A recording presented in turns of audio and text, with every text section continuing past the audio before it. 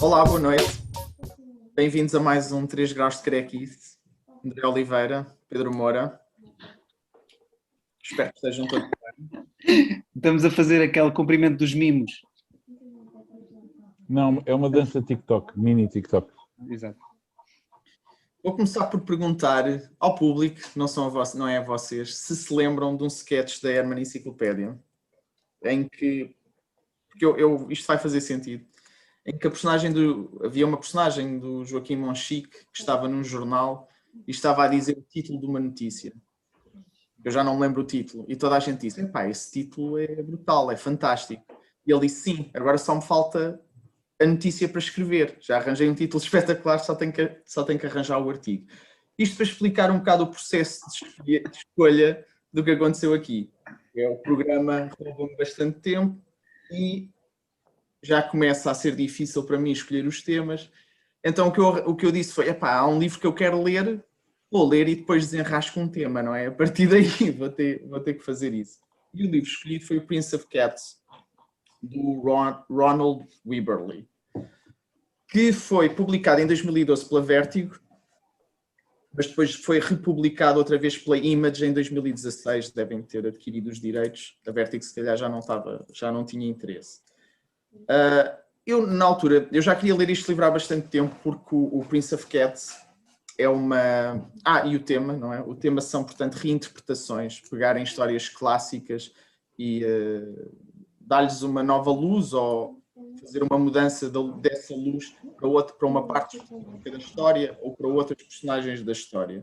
O Prince of Cats é uma adaptação do Romeu e Julieta. Como é uma peça que eu gosto muito, nós estamos aqui nos programas quase todos a brincar e a fazer piadas mencionando o trabalho de Shakespeare. Achei que era giro pegar no tema mais diretamente. Eu não li o livro, foi porque não conhecia o livro, desculpa. Foi um risco, já sei que os meus colegas não gostaram, ou gostaram, portanto pode ser interessante, vamos ver. Mas vou então tentar explicar a ideia do programa. O Romeu e Julieta, já agora, é um poema original. Desculpem, a peça de Shakespeare é já por si uma reinterpretação, portanto, uma adaptação de um poema antigo, que foi publicado pela primeira vez em 1572. Portanto, não é uma peça original. Para quem conhece também os trabalhos de Shakespeare, sabe que cerca de 90% das peças dele são baseadas em histórias que já existiam, ou histórias da realidade, ou histórias da ficção, como é o caso deste poema. O nome do poema já agora é A Trágica História de Romeu. Agora, todos os exemplos que eu vou dar, ou mesmo este Prince of Cats, são obviamente adaptações da peça do Shakespeare. A peça do Shakespeare é que eu acho que verdadeiramente imortalizou o conto de Romeu e Julieta, e quando se fala destas personagens, a nossa memória, ou normalmente tudo que é evocado sobre eles, vai diretamente até à peça de Shakespeare. Já houve diferentes abordagens, por exemplo, uma questão que é central na peça é que o Romeu é da família dos a Julieta é dos Capuleto e o Romeu é dos Montequio. Portanto, há ali dois clãs rivais e que... Desculpem, estou aqui a ouvir um barulho de fundo, estou-me a distrair. Dois clãs rivais, portanto, exatamente, os Montequio e os Capuleto, que foram usados noutras abordagens como gangues. Por exemplo, a primeira vez que eu me lembro que alguém ter feito isto foi no filme West Side Story. Curiosamente vai ter um remake recentemente pelo Spielberg.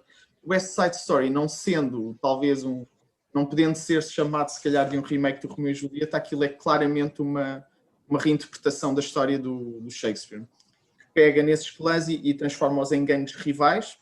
De um lado temos os imigrantes porto-ricanos e do outro os imigrantes anglo-saxónicos, os norte-americanos caucasianos. É uma história de amor precisamente entre esses gangues rivais e que também termina em tragédia. Vou só dar uns exemplos porque depois a soma desses exemplos vão dar origem aqui ao Prince of Cats. Outro exemplo é o filme do Baz Luhrmann, Romeu e Julieta. Nós já tínhamos falado aqui, quando falámos das personagens, eu penso que fizemos uma menção ao Sherlock Holmes nos dias de hoje. Portanto, o Baz Luhrmann também já tinha feito isso com o Romeu e Julieta, que foi pegar na peça de Shakespeare e transpor para a modernidade. Manteve os textos originais, eu acho que funcionou muito bem. Eu gosto especialmente deste filme, acho que é fantástico. E então, chegando ao Prince of Cats. O Prince of Cats, do Ronald Wimberly, é um bocado uma mistura disto tudo e ainda mais algumas coisas. É uma enorme amálgama de ideias, que depois discutiremos se resultaram ou não. Prince of Cats, já agora para quem não sabe, é uma alcunha que o Mercúcio dá ao Teobaldo, ao príncipe da Julieta. Quase, penso que até num tom depreciativo. E acaba por ser o título do livro. Porque nesta versão do Ronald Wimberly a personagem principal é o Teobaldo. Não é há uma mudança. Seguimos-lo como personagem principal. O Romeu entra na peça, a Julieta entra na peça, mas não são o grande foco. Acaba por ser uma prequela do Romeu e Julieta, porque eu não fui reler a peça do Shakespeare, mas lembro-me que tem início com a menção a um desafio em que se morde o polegar, que era um ato de era um duelo, e isto só acontece depois de mais de metade deste livro. Portanto, há aqui, é quase uma prequela nesse sentido.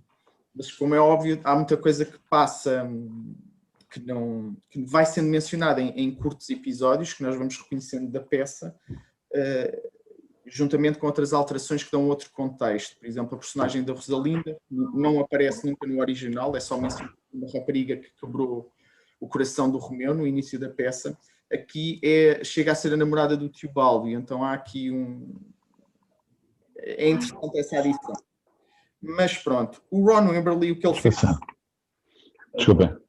Ele apresenta ao Prince of Cats como o lado B do Romeu e Julieta, transpõe isto para uma Brooklyn nos anos 80, dá-lhe uma carga de hip-hop muito grande. Isto é engraçado porquê? Porque eu sempre disse que se o Shakespeare nascesse nos dias de hoje podia ser rapper.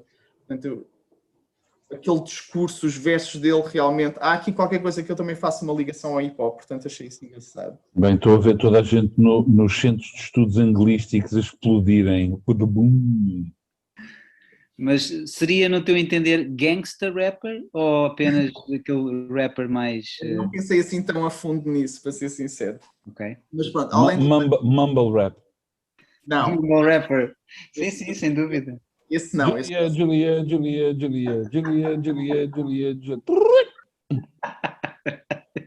Perfeito, Pedro. Pronto, há aqui, portanto, vamos para o Brooklyn, anos 80, hip-hop. Tem também muito cultura samurai, não é? Os gangues lutam com espadas e armas que são do tempo dos samurais. Eu penso que o autor, o Ron Wimberly, assumiu que o primeiro contacto que ele teve com o Shakespeare foi através dos filmes do Kurosawa. Eu acho que este lado samurai está aqui por causa disso. E pronto, e no fundo é isso.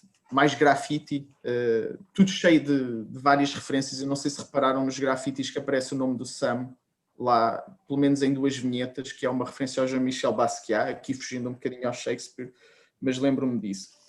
Há grafite nesta história? Estás a brincar, não é? Por acaso, não tinha reparado. Uma das cenas mais engraçadas é quando o Patrúquio, que está a fazer grafite, diz "A man caught in words can live forever". Portanto, há aqui essa dimensão literária, mas através do grafite e tudo. Eu achei essa parte engraçada. Então, o que dizer sobre isto? Vamos falar se resulta, ok? É uma amálgama realmente muito grande. Eu acho interessante que ainda hoje se continue a olhar para estas peças antigas e se continuem a fazer novas versões e reinvenções. Isto acontece também no teatro.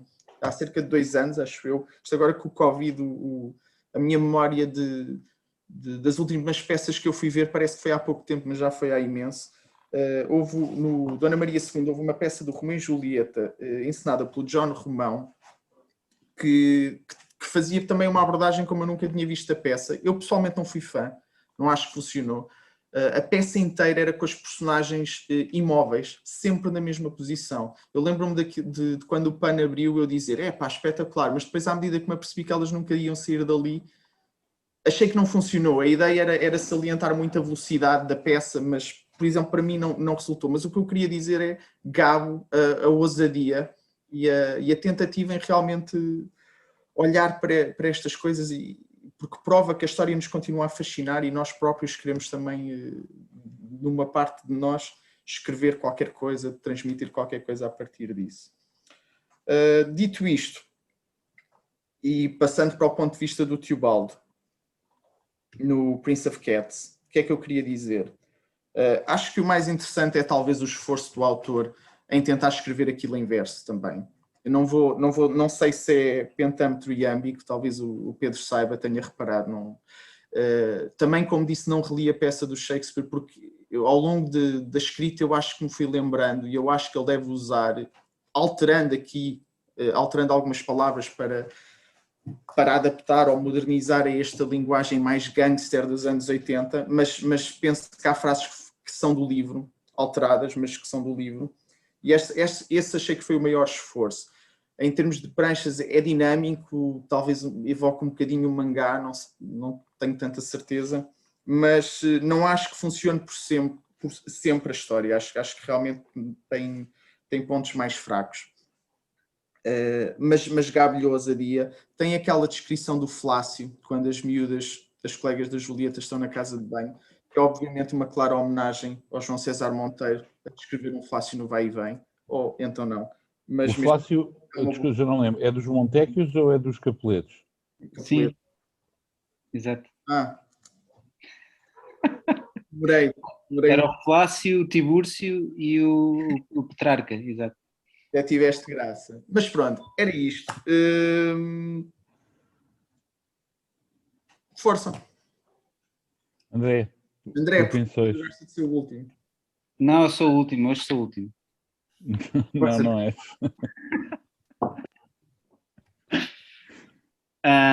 Então, o quê? Queres que eu seja agora? É?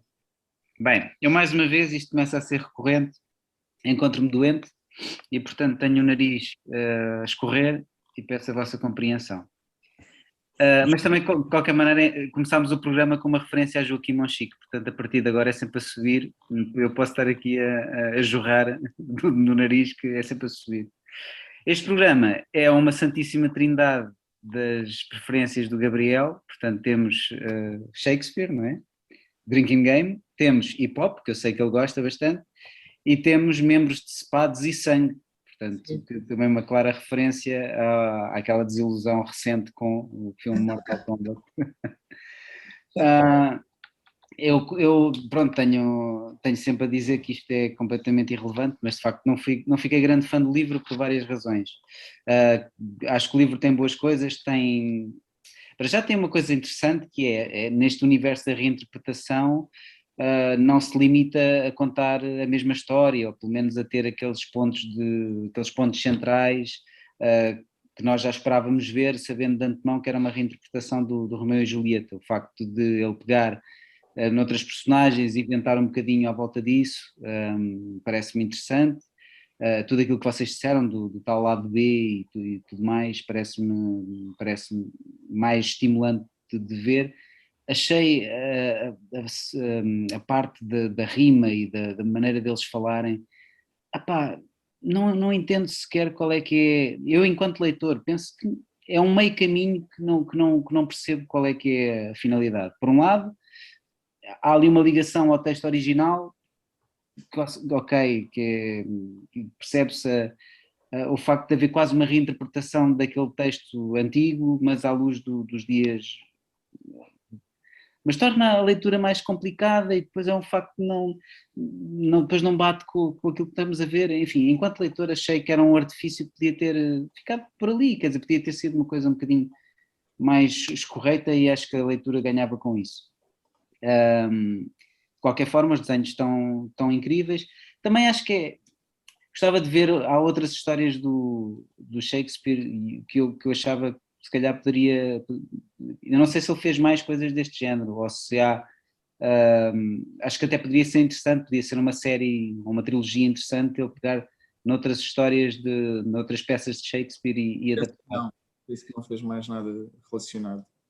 Pois, porque de facto o filme este livro é mais recente, muito mais do que o filme do Baz Luhrmann, não é? Enfim, eu acho que por isso é que eu mencionei o filme do Baz Luhrmann, eu acho que se notam influências desse filme aqui. O que eu li é que supostamente ia haver uma adaptação cinematográfica deste Prince of Cats, mas nunca tal aconteceu e estou para ver. Mas foi mencionado a dada altura.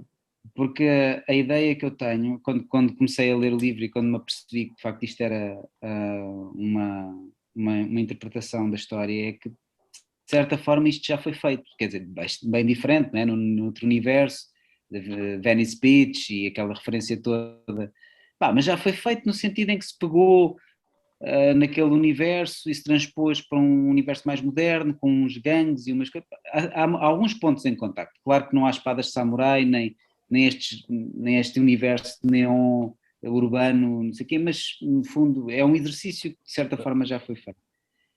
Diz-me. Lembra-te só que esse filme tem toda a cultura das armas é muito específica. Os gajos estão sempre a mostrar as armas com coronhas, não é? Assim que se chama? Aquela parte Sim. toda decorada e que tem mesmo a ver com cada gangue. Portanto, tem esse aspecto. É verdade. Mas olhem, lembraste-me que há um filme que eu não vi, que é o Romeo Must Die, com o Jet Li, que se calhar é uma espécie do Baz Luhrmann com armas. Mas Bom, não sei, não vi. Eu acho que esse filme espadas. O filme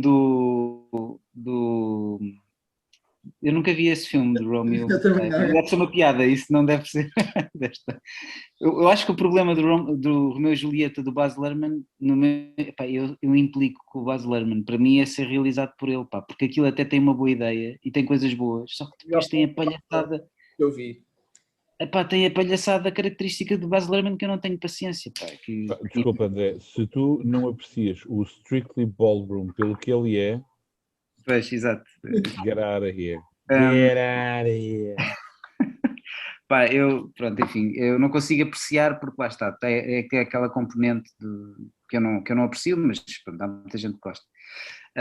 Quando nós falamos em reinterpretações, caímos numa coisa um bocado perversa que nós vivemos muito hoje, que é os remakes e as prequelas e as sequelas e isto tudo que acaba por ter uma componente financeira incontornável, que é, hoje em dia aposta-se muito mais naquilo que já se sabe, independentemente de poder falhar ou não, que vai ter pelo menos um número mínimo de espectadores, não é? Estamos a falar sobretudo de filmes. O livro não sei se acontece tanto, porque não vejo acontecer tanto isso, autores a voltarem atrás e a continuarem histórias que... Por acaso o Jeff Lemire fez agora com o Sweet Tooth, ele continuou, não é? Que agora até foi adaptado, vai ser adaptado a uma série da Netflix, mas ele tinha a série toda feita e acho que agora ele vai continuar a história, já continuou, não sei muito bem. Tens o caso que eu já mencionei aqui do Poirot, pelo menos acho que sim. Pronto, exato. Há exemplos na literatura e na banda desenhada, mas o cinema... Foi a autora, né, que já faleceu, que quis regressar, não é? Exato. Mas pronto, mas mesmo assim, quer dizer, os números são muito mais significativos se calhar no cinema e o que é que nós sentimos? Eu pelo menos, enquanto filho dos anos 80, o que sinto é que nos anos 70, 80 criavam-se coisas, criavam-se histórias, não é? Quando estamos a falar de Shakespeare, estamos a falar de histórias muito mais antigas e se calhar já com um estatuto intemporal. Mas nos anos 80 apareceu, quer dizer, foi o auge de Star Wars, já tinha aparecido antes, mas foi o Indiana Jones, foi uma série de coisas que se tornaram icónicas e que hoje em dia que nós estamos a ver regressar, às vezes de uma forma mal, não é? Quer dizer, unanimemente considerado mal, outras vezes interessante, mas na verdade há sempre aquela nostalgia, não é? Que é uma coisa que a nossa geração sente muito, que as gerações passadas, elas estavam a descobrir coisas novas, estavam a aparecer coisas novas. Eu acho que há muitos desses casos que são mesmo, para mim, pelo menos, o que transparece é que são feitos mesmo com o intuito de dinheiro fácil, pronto. Acho que é a melhor expressão. Eu acho que o caso mais perverso terá sido, eu acho que é o filme do Gus Van Sant, do Psycho Frame by Frame, não é? Não é? É porque aquilo foi, quer dizer, não é nem que pode ser considerada se calhar uma reinterpretação, porque nós não vemos nada particularmente diferente. Calma, é cores. É a grande novidade, não é? Mas aí, desculpa lá, estão a falar de várias coisas que são níveis muito diferentes. Eu estava à espera, mas tenho que interromper, porque uma coisa é haver uma exploração crua e nua de determinado tipo de fórmulas ou de franchise, simplesmente porque, obviamente, isso provoca, vende, não é? Ou seja, ter um universo de referências, filmes ligados a uma série, ou fazer prequelas, sequelas, spin-offs, etc., porque isso é uma exploração comercial. Outra coisa é uma respiração típica da cultura, que é reaproveitar determinados elementos. O Gabriel falou precisamente do facto de muitas das peças de Shakespeare serem baseadas em textos, mas a verdade é, em relação a Shakespeare, o que é que isso interessa? Porque são textos totalmente desinteressantes, que foram esquecidos e serviram de matéria. Só sabe isso quem estuda aquilo, e aquilo não tem particular interesse. E depois falaste do Indiana Jones e do Star Wars. Bom, qualquer pessoa sabe que o Star Wars e o Indiana Jones são colagens de referências também anteriores. A questão é que havia pelo menos um pequeno esforço, digamos assim, de aproveitar esses tropos ou ideias feitas e não sei o quê para construir um texto relativamente novo. Hoje parece-me de facto que há um bocadinho maior facilidade, sobretudo na cultura popular, de requentar a omelete da semana passada.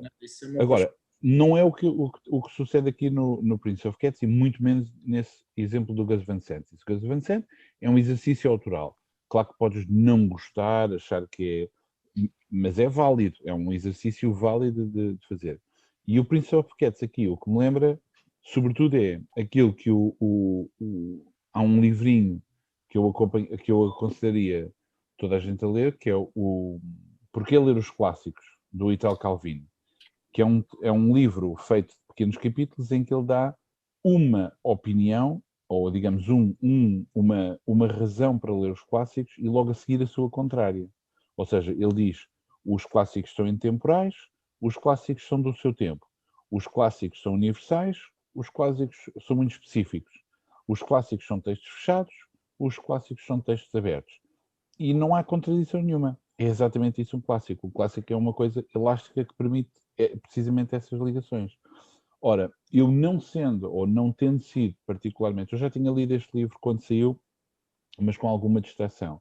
E, de facto, ao reler, assim, visualmente o livro é muito bonito, gosto muito deste tipo a cor, o ambiente, etc. As referências entendo perfeitamente, essas adaptações, funciona, mas, de facto, o texto, o diálogo é chato. Chega a um ponto, já não consigo ler mais aquilo. Porque é uma mistura entre o Dai e o Dao, não sei o quê, mais antigo, isabelino, e depois Calão. Mas lá está, mas ele está a tentar fazer aquilo que um clássico ainda permite, que é, por um lado, reler o clássico aos olhos do presente ilumina o presente, ou seja, vai tornar visível mais algumas coisas do presente através dessas estruturas que já existem, e por outro lado, esta nova versão vai ajudar a reler novamente o clássico. Portanto, o Gabriel não disse isso, mas é claro para qualquer pessoa, não disse porque estava inferido, mas estamos a falar de uma versão que envolve muita cultura negra, nova-iorquina, sobretudo Brooklyn, etc., aquele hip-hop todo clássico, etc.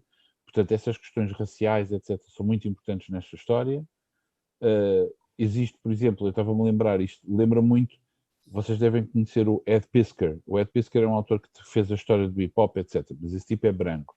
E é interessante ver precisamente que essa cultura não é nem branca nem negra, é mesmo uma coisa de Nova Iorque, daqueles bairros em particular, daquele tempo, mas aqui há mesmo claramente uma tematização desse aspecto. Portanto, eu não sei se a pergunta é se valeu a pena ou se não vale a pena, ou se funciona ou se não funciona. Há coisas que realmente é bem conseguido e nesse aspecto é uma versão que aproveita bem. Agora, por outro lado, não deixa de ser, por vezes, um bocadinho gratuito as cenas de ação, etc. Quer dizer, pronto, há muitos aspectos, por exemplo, lá está, da beleza da peça, dos diálogos, determinadas cenas, etc., que não está presente. Agora, não vejo isso necessariamente como uma perda, porque isto é um trabalho autoral. Pronto. Eu só queria era fazer essa distinção, porque as coisas não são iguais. Eu tinha aqui guardado mais para a conclusão, precisamente, alguém que tu já tocaste. Mas já agora, voltando à questão da cultura negra, o hip-hop, o Brooklyn, no livro, eu se calhar não fui assim tão claro, mas era aí que eu queria chegar quando até introduzi primeiro o West Side Story e na parte da modernização, o filme do Baz Luhrmann.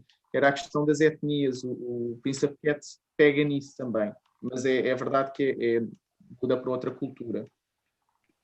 E pegando no hip hop e nos gangsters, quer dizer, também evoca um bocado, nós sabemos aquele East Coast, West Coast, o Biggie, o Tupac. Mas aqui não se dá este tema, não se dá isso. Não, mas a questão das violências. É a rivalidade. Exatamente.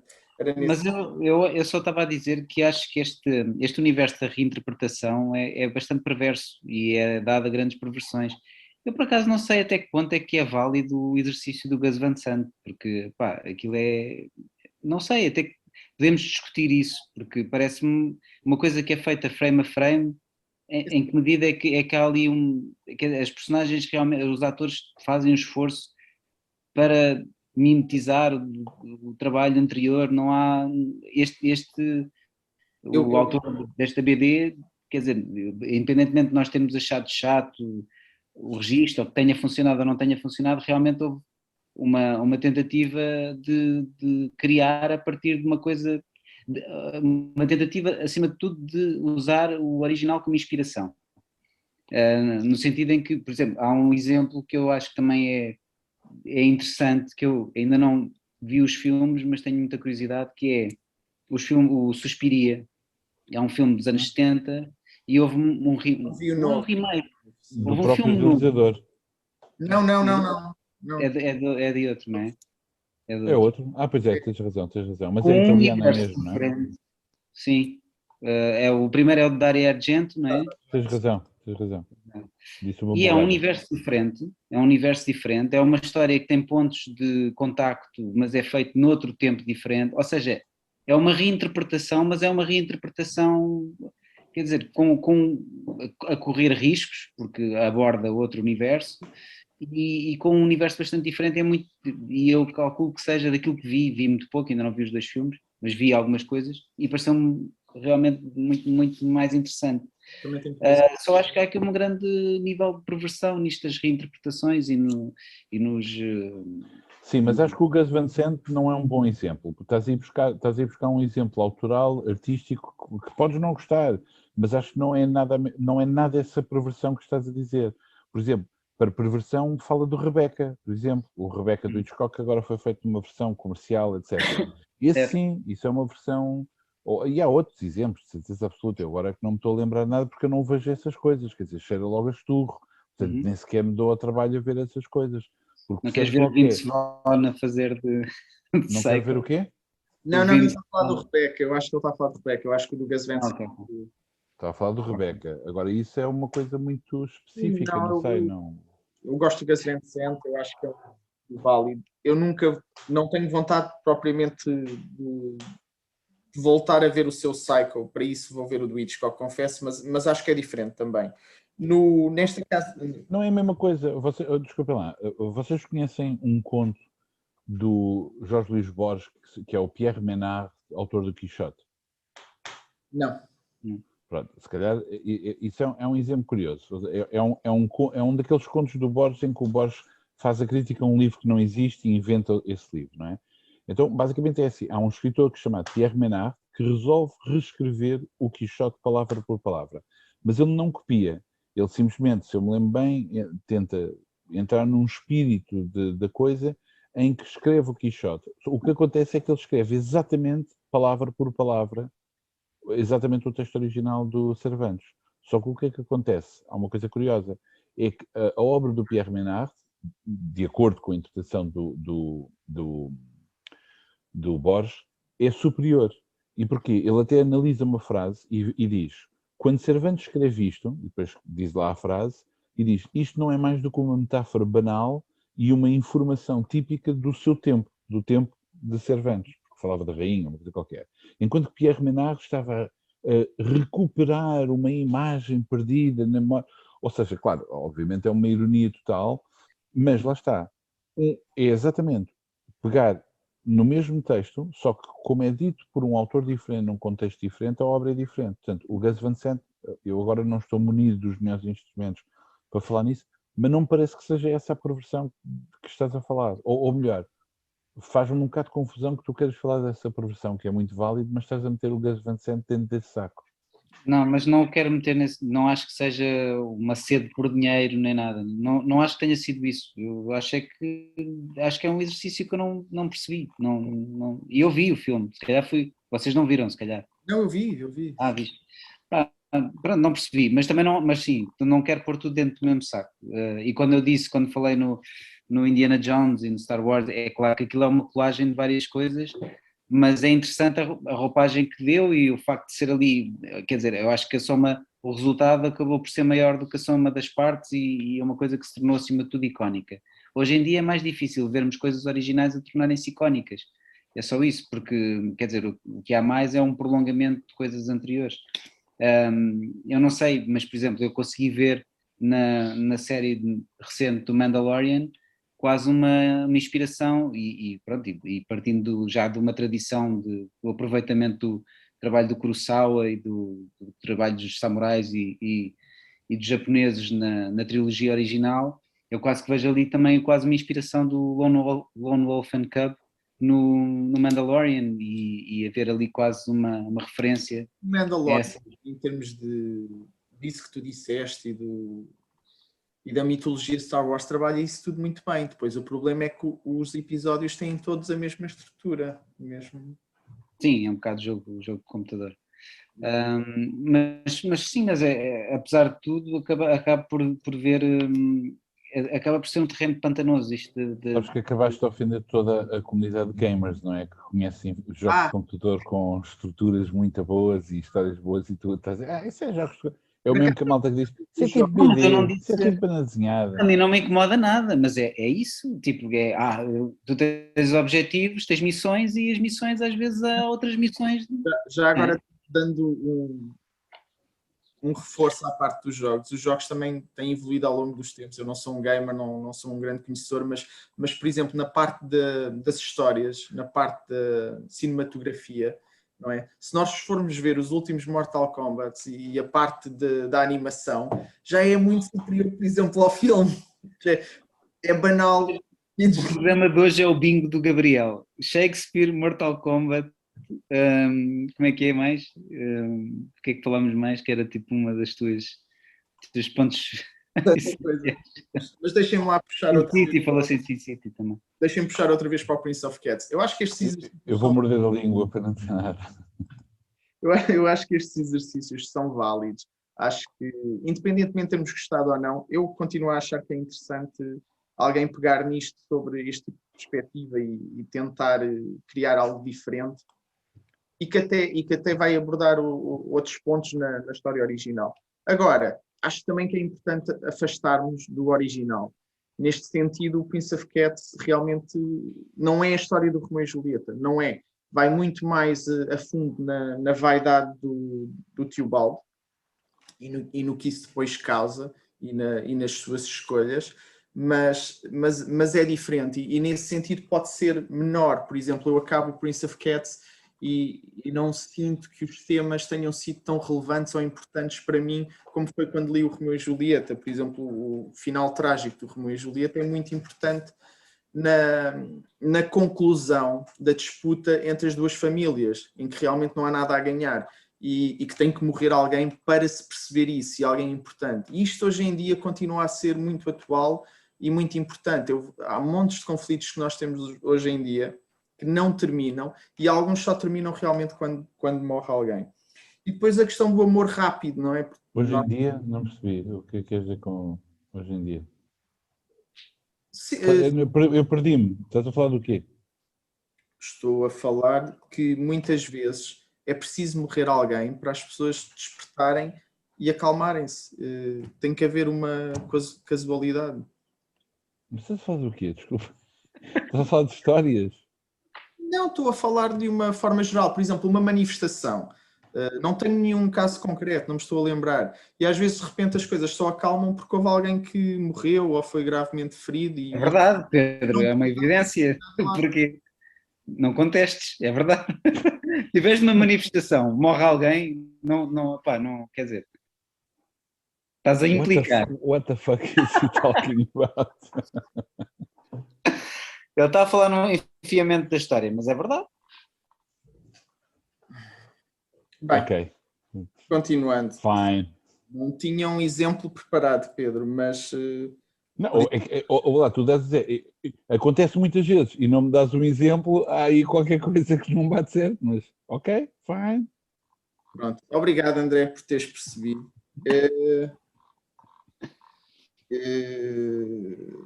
E depois também gosto do facto de Romeu e Julieta ser uma peça sobre o amor jovem, apesar de normalmente ser só dito que é uma história de amor, é importante, acho eu, realçar isso. Eles são muito novos, tanto o Romeu como a Julieta, e acho que é típico da juventude esse impulsionar, essa pressa, sabem? Por exemplo, se o Romeu e Julieta tivessem 30 anos, eles não acabavam mortos no fim, mas há aqui realmente uma pressa em estarem juntos, em irem contra a família e que os faz descambar nesse precipício. Como acontece em várias histórias de amor jovem hoje em dia, da qual não tenho nenhum exemplo concreto no momento.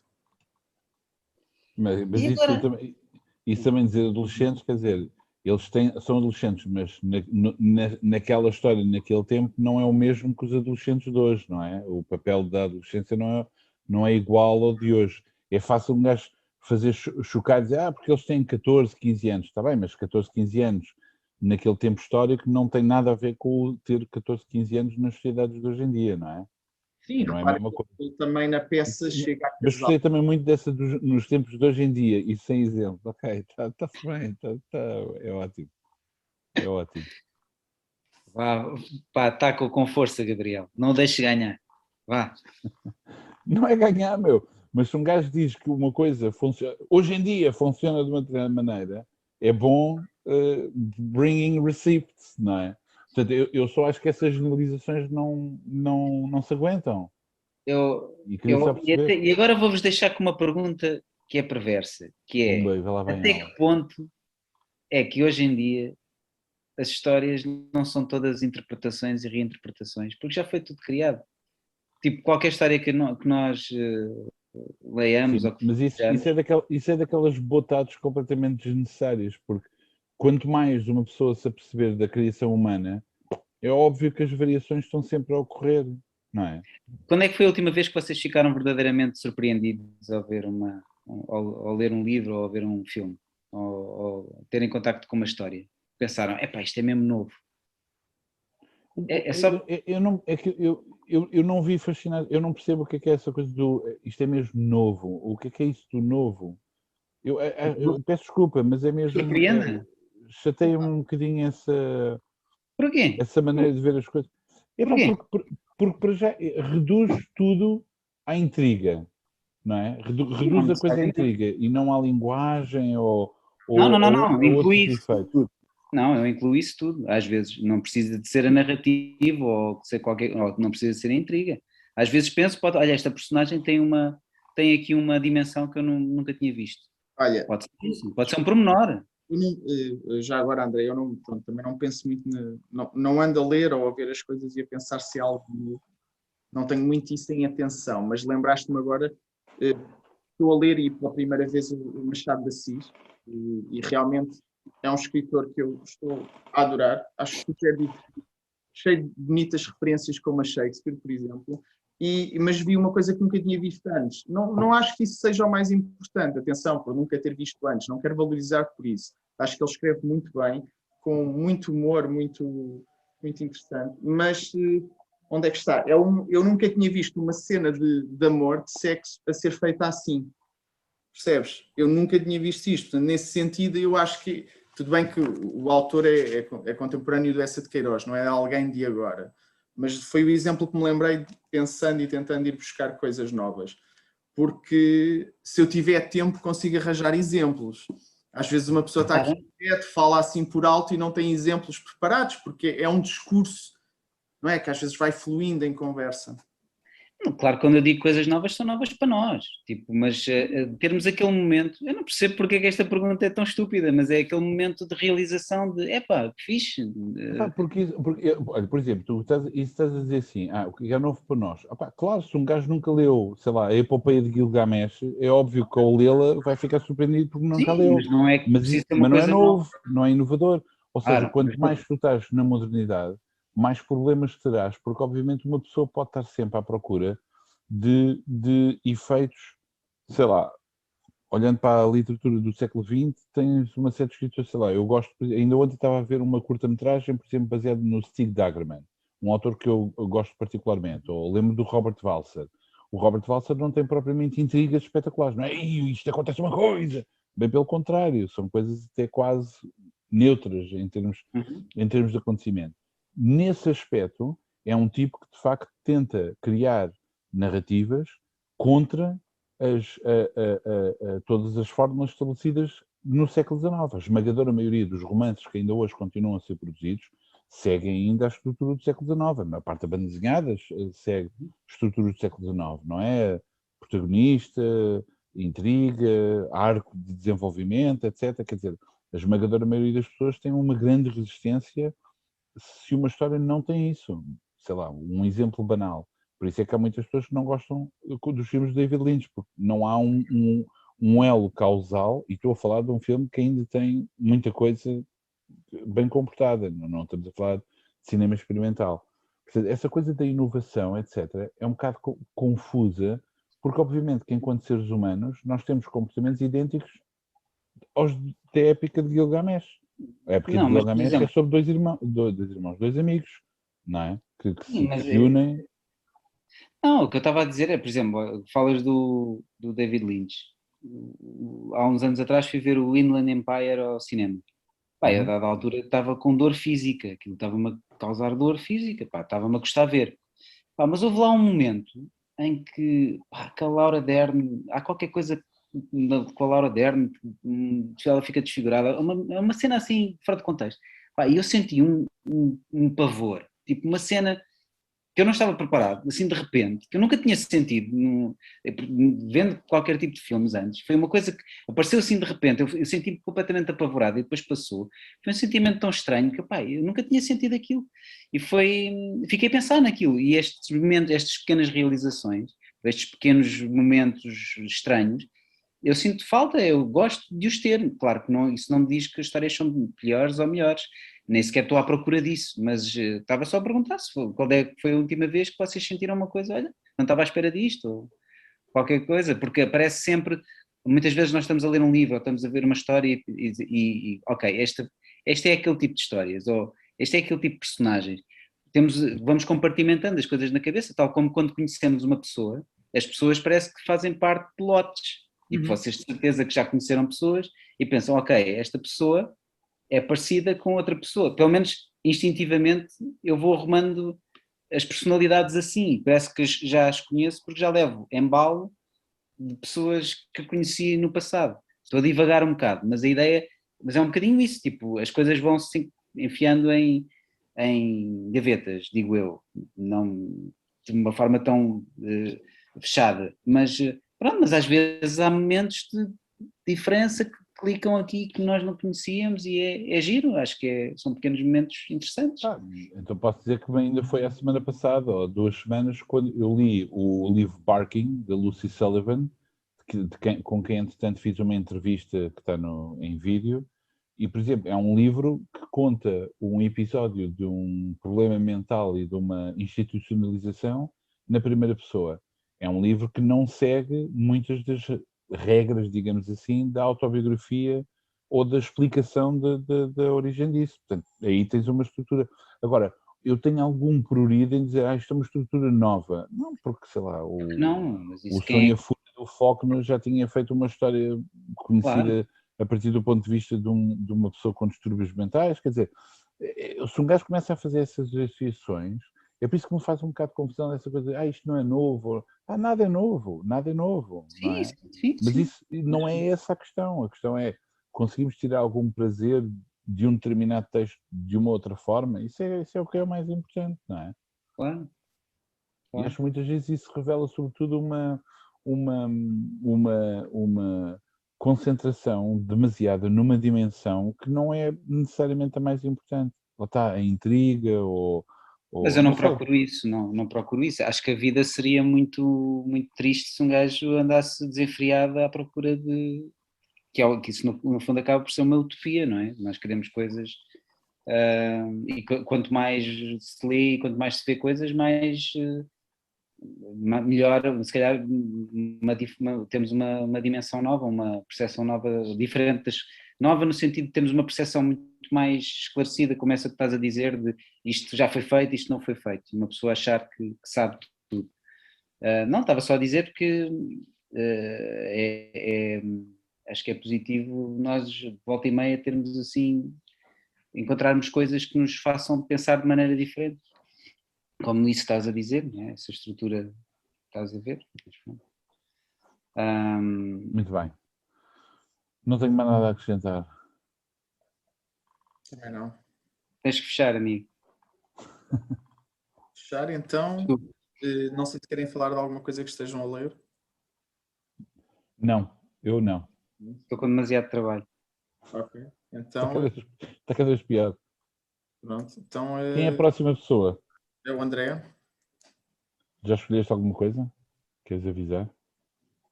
Vou deixar. Está tudo escolhido e preparado, mas vou deixar as pessoas a questionarem-se. Pronto, então significa que daqui a 2 ou 3 semanas temos novo programa. Não é verdade, não é verdade. Para a semana, sem falta. Temos um programa novo e espetacular, ainda melhor do que este. É sobre o Iacari, caralho. Sei que tu alinhavas no especial Eurovisão, mas pronto. Vamos ter um comentário sobre a Eurovisão. Já vai estar, tinha que ser agora, mas pronto, alguém não quis, não é? Não vou dizer quem foi, não é? Só vou dizer que o André alinhava. Eu estive a ver. E admito. Mas pronto. É impressionante como é que tentamos fazer um programa de discussão intelectual contemporânea e estes gajos põem-se a ver a Eurovisão. Intelectual? Eu acho que ele ainda não percebeu com quem está a fazer o programa. Não, eu avisei. Eu disse que era um chimpanzé que estava a aprender a meter coisas nas formas. Ainda assim, quer dizer, vocês perdem tempo. Eu estava a ver coisas bastante profundas e... Bom, não vale a pena.